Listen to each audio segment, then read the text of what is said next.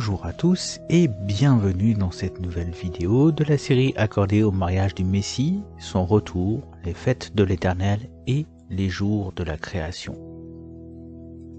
Nous avançons tranquillement vers les fêtes et dans cette partie nous allons nous pencher un peu plus sur les cadeaux de l'époux à l'épouse, de Yeshua Jésus à son Église, et pour cela nous allons voir la liaison entre Israël et l'Église aussi. Avant de parler de la fête qui est à part entre toutes, Shabbat.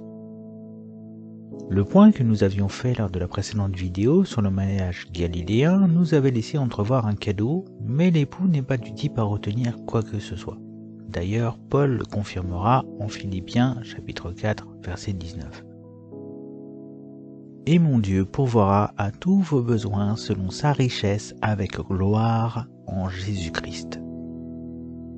C'est justement de cette richesse, de cette abondance que nous allons parler dans cette vidéo, car l'époux n'a pas fait qu'un seul cadeau, mais bien plusieurs à son épouse, lui rappelant ainsi qu'il ne l'abandonne pas malgré le temps d'éloignement qui court vers sa fin.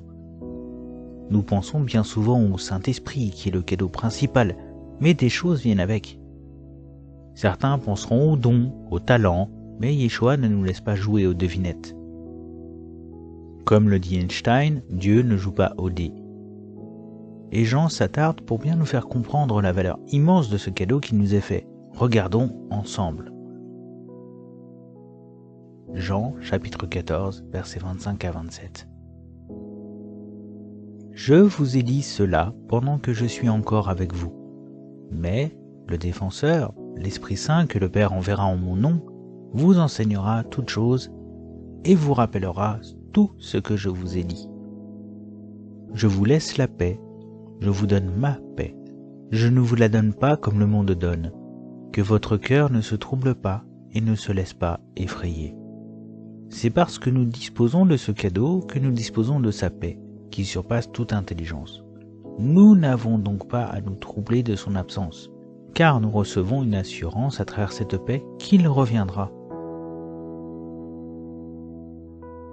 Ce cadeau est envoyé, remarquons-le bien, au nom de Yeshua par le Père, et non au nom d'Allah ou de Mahomet ou de Bouddha ou tout autre nom qui viendrait s'ajouter à la liste.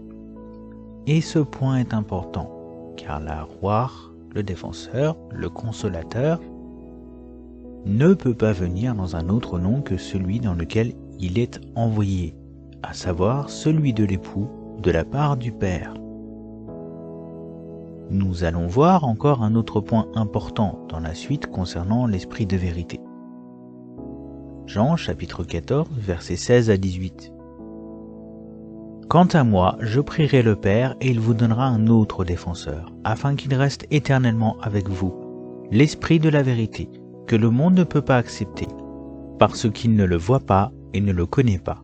Mais vous le connaissez, car il reste avec vous et il sera en vous. Je ne vous laisserai pas orphelin, je reviens vers vous. Si le cadeau fait à l'épouse est venu des siècles plus tard, voire même avec juste un peu de retard après la mort des apôtres auxquels il avait été promis, alors Yeshua est un menteur et il n'est pas l'époux et ne peut être reconnu sans péché. Mais ces paroles sont claires, vous le connaissez car il reste avec vous et il sera en vous. Cela veut dire que ce cadeau concerne en premier lieu ceux à qui il s'adresse, et ensuite ceux qui suivront la même voie en tant que disciples épouses, et donc qu'ils le recevront de leur vivant et sauront le reconnaître car ils le connaissent déjà. C'est ce que témoignera le livre des Actes au chapitre 2. Mais poursuivons notre lecture en Jean. Jean chapitre 16 versets 7 à 14. Cependant, je vous dis la vérité, il vaut mieux pour vous que je m'en aille. En effet, si je ne m'en vais pas, le défenseur ne viendra pas vers vous. Mais si je m'en vais, je vous l'enverrai, et quand il sera venu, il convaincra le monde en ce qui concerne le péché, la justice et le jugement. En ce qui concerne le péché, parce qu'il ne croit pas en moi, la justice, parce que je vais auprès de mon Père, et que vous ne me verrez plus. Le jugement, parce que le prince de ce monde est jugé. J'ai encore beaucoup de choses à vous dire, mais vous ne pouvez pas les supporter maintenant. Quand le défenseur sera venu, l'esprit de la vérité, il vous conduira dans toute la vérité, car il ne parlera pas de lui-même, mais il dira tout ce qu'il aura entendu et vous annoncera les choses à venir. Il révélera ma gloire parce qu'il prendra de ce qui est à moi et vous l'annoncera.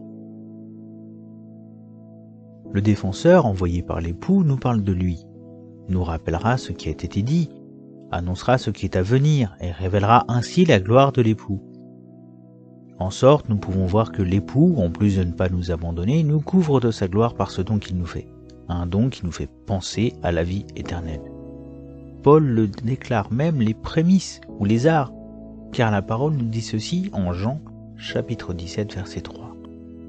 Or, la vie éternelle, c'est qu'ils te connaissent, toi, le seul vrai Dieu, et celui que tu as envoyé, Jésus-Christ. Nous pouvons donc comprendre que le cadeau n'attirera pas la gloire, mais magnifiera celle de l'époux dans son œuvre qui est de nous aider à nous préparer pour être prêts au temps de son retour. Jean chapitre 20 verset 23. Après ces paroles, il souffla sur eux et leur dit : Recevez le Saint-Esprit. Ceux à qui vous pardonnerez les péchés, ils leur seront pardonnés. Ceux à qui vous les retiendrez, ils leur seront retenus. Les dons ne sont pas encore achevés. L'un des plus importants est la grâce et le pardon. Et nous savons que si nous ne pardonnons pas, notre Père dans le ciel ne nous pardonnera pas non plus. C'est bien parce que nous sommes en train de redevenir à l'image originelle que nous pouvons bénéficier à travers l'époux et son cadeau de ce pouvoir immense qu'est le pardon. Actes chapitre 1 versets 6 à 8 nous dit : Alors que les apôtres étaient réunis, ils lui demandèrent : Seigneur, est-ce à ce moment-là que tu rétabliras le royaume pour Israël ? Il leur répondit : Ce n'est pas à vous de connaître les temps ou les moments que le Père a fixés de sa propre autorité, mais vous recevrez une puissance lorsque le Saint-Esprit viendra sur vous, et vous serez mes témoins à Jérusalem, dans toute la Judée, dans la Samarie et jusqu'aux extrémités de la terre. Le cadeau de l'époux est aussi une puissance pour le témoignage de ce qu'il a fait pour chacun d'entre nous et de qui il est. Une puissance qui leur permettra d'affronter toutes les situations jusqu'aux extrémités de la terre. Un mandat qui était donné encore une fois pour ceux à qui il s'adressait en premier, car cette puissance, c'est l'Esprit de vérité, le défenseur, le consolateur, qu'ont attendu les disciples pour le recevoir le jour de Shavuot, de la Pentecôte. C'est cette même puissance qui nous rend capables d'accomplir les œuvres préparées d'avance, dont parle Éphésiens chapitre 2 verset 10. Romains chapitre 5 versets 8 à 9. Mais voici comment Dieu prouve son amour envers nous. Alors que nous étions encore des pécheurs, Christ est mort pour nous, puisque nous sommes maintenant considérés comme justes grâce à son sang. Nous serons, à bien plus forte raison, sauvés par lui de la colère de Dieu. Une autre partie du cadeau est le fait d'être sauvé, racheté, et dorénavant considéré juste devant Dieu, mais, comme notre Dieu est celui de l'abondance, il nous sauve aussi de la colère à venir, du jour du jugement qui est le jour de l'Éternel. Éphésiens au chapitre 2 versets 11 à 13 rajoute encore ceci. C'est pourquoi, vous autrefois païens dans la chair, appelés incirconcis par ce qu'on appelle circoncis et qui le sont en la chair par la main de l'homme, souvenez-vous que vous étiez en ce temps-là sans Christ, privés du droit de cité en Israël, étrangers aux alliances de la promesse, sans espérance et sans Dieu dans le monde.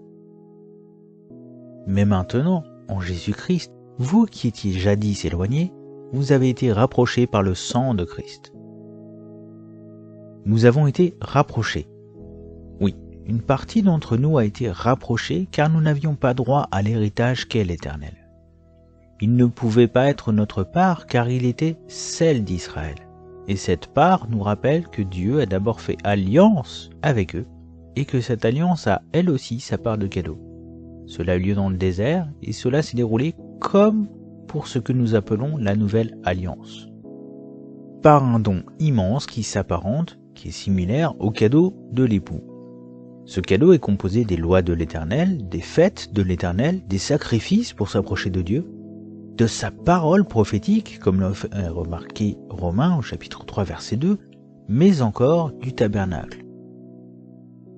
Le tabernacle est une image de la construction de l'Église et du royaume, car il est réalisé en tant qu'œuvre préparée d'avance par les offrandes volontaires du peuple, par les ministères dons qui ont été dispensés par l'Éternel selon son esprit pour accomplir les différentes œuvres préparées, pour faire apparaître ce qui est invisible dans le visible. Israël est ce que nous appelons l'Église ou corps de Christ, qui est composé des disciples qui suivent les commandements laissés par Yeshua, sont en fait indissociables. Cela peut en choquer certains, mais s'il y a bien deux entités, l'une n'annule pas l'autre, et inversement. Romains chapitre 11 versets 17 à 18 nous le confirme de la sorte. Or, si quelques-unes des branches ont été arrachées, et si toi qui étais un olivier sauvage as été hanté au milieu d'elles, et est devenu coparticipant de la racine et de la graisse de l'olivier, ne te glorifie pas contre les branches, mais si tu te glorifies, ce n'est pas toi qui portes la racine, mais c'est la racine qui te porte. Paul fait ici un rappel à Romains chapitre 3 versets 3 à 4. Ceux qui sont tombés ne font pas tomber tout Israël, et c'est un point primordial dans la compréhension des choses. Ensuite, l'Épître aux Hébreux nous rappelle que ce qui leur est arrivé l'est afin de nous servir d'enseignement à nous qui sommes à la fin des temps, non pour nous gausser de quelque sorte. Le parallèle entre Israël et l'Église se voit dans l'image de Paul. Israël n'est pas la racine, car ce sont les branches naturelles qui le représentent. Et nous, les nations, des branches sauvages. Ce qui compte, c'est la racine, d'où viennent la sève et la graisse qui sont saintes. Israël ne peut pas se porter seul, ni l'Église. L'épouse ne peut être portée que par l'époux. Et c'est pour cela que le cadeau de l'épouse Église est la finalisation prophétique du cadeau d'Israël dans le désert, qui a aussi été épousé et qui a accepté de boire de la coupe. L'Éternel ne leur retirera donc pas ce don qu'il leur a fait à eux, qui sont appelés son premier-né. Cette finalisation est celle dont parle Jérémie au chapitre 31, versets 31 à 34. « Voici que les jours viennent, déclare l'Éternel, où je conclurai avec la communauté d'Israël et la communauté de Juda une alliance nouvelle. Elle ne sera pas comme l'alliance que j'ai conclue avec leurs ancêtres, le jour où je les ai pris par la main pour les faire sortir d'Égypte. Eux, ils ont violé mon alliance, alors que moi, j'étais leur maître, déclare l'Éternel. Mais voici l'alliance que je ferai avec la communauté d'Israël après ces jours-là, déclare l'Éternel. Je mettrai ma loi à l'intérieur d'eux, je l'écrirai dans leur cœur, je serai leur Dieu et ils seront mon peuple. Personne n'enseignera plus son prochain, ni son frère, en disant « Vous devez connaître l'Éternel ». Car tous me connaîtront, depuis le plus petit jusqu'au plus grand d'entre eux, déclare l'Éternel. En effet, je pardonnerai leurs fautes, et je ne me souviendrai plus de leurs péchés. Le texte ne parle pas d'une alliance avec les nations, mais bien avec Israël. Il n'y a donc pas de remplacement, mais bien une incorporation, mentionnée en Ésaïe, chapitre 49, verset 6, comme cela fut le cas lors de la sortie d'Égypte, et décrit en Exode, chapitre 12, verset 38. Une multitude de gens, de toute espèce, montèrent avec eux. Une multitude qui représente les nations, qui a reçu avec Israël, qui ne peut supplanter le peuple désigné par Dieu, mais Dieu peut rattacher à ce dernier, non par la chair, afin que personne ne dise que cela ne concernait qu'Israël, mais par l'Esprit. C'est ce que Yeshua déclare à la Samaritaine en Jean chapitre 4, versets 23 à 24. Mais l'heure vient, et elle est déjà là, où les vrais adorateurs adoreront le Père en esprit et en vérité. En effet, ce sont là les adorateurs que recherche le Père. Dieu est esprit, et il faut que ceux qui l'adorent en esprit et en vérité. Nous comprenons donc que les dons qui ont été faits à Israël sont aussi les nôtres dorénavant, par le fait que nous ayons été rapprochés, greffés en Yeshua. C'est la raison pour laquelle les dons sont irrévocables et ont autant cours pour l'ancienne que la nouvelle alliance. Car l'Esprit vient écrire la loi de Dieu, reçue au Sinaï sur des tables de pierre, dans les tables de chair que sont nos cœurs. Il reste encore un dernier cadeau que j'ai mis à part et que nous allons maintenant regarder comme prémisse des fêtes. Un jour spécial, je dirais même un temps à part, qui ne peut être considéré comme profane, mais sanctifié. Genèse chapitre 2 versets 2 à 3. Et Dieu eut achevé au 7e jour son œuvre qu'il avait faite. Il se reposa au 7e jour de toute son œuvre qu'il avait faite. Et Dieu bénit le 7e jour et le sanctifia, parce qu'en ce jour-là, il s'était reposé de toute son œuvre qu'il avait créée pour être faite. Nous avons déjà vu que le dernier jour a été mis à part par Dieu. Un jour où il a donné un exemple à l'humanité, un cadeau, comme nous l'avions vu dans les propos de Yeshua en Marc chapitre 2, versets 27 à 28. Puis il leur dit, « Le Shabbat a été fait pour l'homme et non l'homme pour le Shabbat, de sorte que le Fils de l'homme est le Seigneur même du Shabbat. » En se déclarant ainsi maître du Shabbat, Yeshua nous rappelle son identité, comme le dit Hébreux chapitre 13, verset 8. Jésus-Christ est le même hier, aujourd'hui et pour l'éternité. Et c'est un point primordial dans notre étude, car si Dieu a sanctifié le Shabbat par sa présence en cette journée, en a fait un temps de convocation, de repos, de rencontre entre l'époux et l'épouse pour prophétiser les temps à venir, alors ce jour est bien lié à son identité. Lui, le prince de paix, le Sar Shalom. Nous comprenons que ce jour, temps à part, est bien plus qu'un simple jour où nous consacrerions quelques heures à notre Créateur comme une tâche ordinaire. Nous devons prendre conscience de cette grâce, de ce don immérité, de l'honneur qui nous est fait de pouvoir être rendus participants, bien que n'ayant rien fait pour cela. Et si le Shabbat est lié à la personne du Messie, nous savons qu'il est un temps lié à l'éternité, une sorte de prémisse de ce temps où nous serons réunis avec le Créateur, ceux ayant accepté le don et l'œuvre de son Fils Yeshua, Jésus. Ézéchiel chapitre 20, versets 10 à 12. Et je les fis sortir du pays d'Égypte, et je les conduisis dans le désert. Je leur donnai mes lois, et leur fis connaître mes ordonnances, que l'homme doit mettre en pratique afin de vivre par elles. Je leur donnai aussi mes Shabbats comme un signe entre moi et eux, pour qu'ils connussent que je suis l'Éternel qui les sanctifie. Shabbat est donc un signe. Certains argueront que cela concerne Israël uniquement, mais comme tout cadeau reçu par Israël, c'est aussi un cadeau pour l'épouse qui est issue des nations et greffée avec le peuple de Dieu dans le Messie. Ce jour est un signe important car l'Éternel déclare que ce signe est une preuve de ce qu'il nous sanctifie, nous met à part pour lui. Le Shabbat ne peut donc pas être perçu comme quelque chose de banal, mais bien comme une perle de grand prix pour laquelle nous devrions vouloir tout donner pour l'obtenir. Ce jour représente en effet la réunion avec l'époux de l'épouse. Il est donc une portion des prémices du millénium, comme de l'éternité, nous invitant à le vivre comme un signe pour le monde de l'espoir qui est en nous et une part de notre témoignage. Un signe pour la création qui soupire dans l'attente de la révélation des enfants de Dieu et peut s'appuyer sur ce signe afin de ne pas se lasser.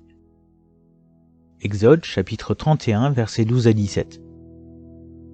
L'Éternel parla à Moïse et dit, « Parle aux enfants d'Israël et dis-leur, vous ne manquerez pas d'observer mes sabbats, car ce sera entre moi et vous, et parmi vos descendants, un signe auquel on connaîtra que je suis l'Éternel qui vous sanctifie. Vous observerez le Shabbat, car il sera pour vous une chose sainte. Celui qui le profanera sera puni de mort. Celui qui fera quelque ouvrage ce jour-là sera retranché du milieu de son peuple. On travaillera 6 jours, mais le 7e jour est le Shabbat, le jour du repos, consacré à l'Éternel. Celui qui fera quelque ouvrage le jour du Shabbat sera puni de mort. Les enfants d'Israël observeront le Shabbat en le célébrant eux et leurs descendants comme une alliance perpétuelle. Ce sera entre moi et les enfants d'Israël un signe qui devra durer à perpétuité. Car en 6 jours l'Éternel a fait les cieux et la terre, et le 7e jour il a cessé son œuvre et il s'est reposé. Ce signe est un don qui implique notre responsabilité. Allons-nous le regarder comme méprisable, comme oubliable, ou bien en ferons-nous nos délices afin de passer un temps hors du temps avec celui qui nous a aimés au point de nous racheter en se sacrifiant pour nous à la croix? Prenons-nous les convocations pour acquis en prétextant de pouvoir y venir, ou bien cela nous importe tant que nous refusons de laisser le monde empiéter sur ce cadeau de Dieu pour nous? S'il a sanctifié ce jour, nous qui sommes à son image, ne devons-nous pas nous aussi sanctifiez ce jour. Shabbat est un temps à part, car il détermine aussi tous les temps ou fêtes que l'Éternel nous a donnés, afin de le célébrer et lui exprimer notre amour et reconnaissance. Quand je parle de déterminer, et sachant qu'il parle de l'identité de notre Sauveur, nous ne devrions pas être surpris de le voir lié aussi aux différentes fêtes que nous allons voir dans les prochaines vidéos. En effet, chaque jour de célébration est un jour où l'Éternel demande de ne faire aucune activité, comme à Shabbat, faisant de Shabbat le temps défilant à travers les fêtes, comme un fil rouge nous appelons à voir par-delà le voile du visible pour l'invisible. En ces temps, pour nous rapprocher de notre Rédempteur et Créateur, nous appelons ainsi à nous concentrer sur ce qui importe réellement, rechercher le royaume de Dieu et sa justice, comme nous le dit Matthieu, chapitre 6, verset 25. 3 de ces grandes fêtes sont même des convocations suprêmes, où le peuple doit se rendre dans le lieu où l'Éternel a mis son nom, à savoir Yerushalayim, Jérusalem. Son désir ne s'est pas éloigné de celui qu'il exprimait en réalisant la création, vivre parmi nous, ce qu'il a en partie réalisé, mais il reviendra pour achever ce qu'il a commencé. Et le mariage galiléen, les fêtes, leur ordre, comme celui de la création, nous interpellent sur ce fait afin de nous fortifier, car notre délivrance arrive, et avec lui notre salut et la rétribution. Hébreux, chapitre 4, versets 6 à 7. Ainsi, certains ont encore la possibilité d'y entrer, et les premiers à recevoir cette bonne nouvelle n'ont pas accédé au repos, à cause de leur désobéissance. C'est pourquoi Dieu fixe de nouveau un jour, aujourd'hui. En disant bien longtemps après, par David, cette parole déjà citée, aujourd'hui, si vous entendez sa voix, n'endurcissez pas votre cœur. Que vous célébriez Shabbat ou pas, cette série de vidéos se veut un appel à comprendre que Dieu n'est pas une création d'homme, mais que la créature que nous sommes est une image brisée de ce qui était, que nous avons besoin d'être restaurés et cela ne se peut pas par nos forces. Nous avons besoin de Dieu, de revenir à lui pour l'écouter et vivre par sa loi de vie.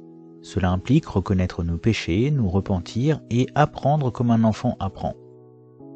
Non pour nous rabaisser, mais grandir à la stature de Christ, Machiar, et pouvoir accéder à la vie éternelle, qui est connaître le seul vrai Dieu et celui qui l'a envoyé, Yeshua. Comprenons la grandeur du cadeau qui nous est fait dans la mort et la résurrection de notre Seigneur. Romains, au chapitre 15, nous dit: mais il y a une différence entre le don gratuit et la faute. En effet, si beaucoup sont morts par la faute d'un seul, la grâce de Dieu et le don de la grâce, qui vient d'un seul homme, Jésus-Christ, ont bien plus abondamment été déversés sur beaucoup.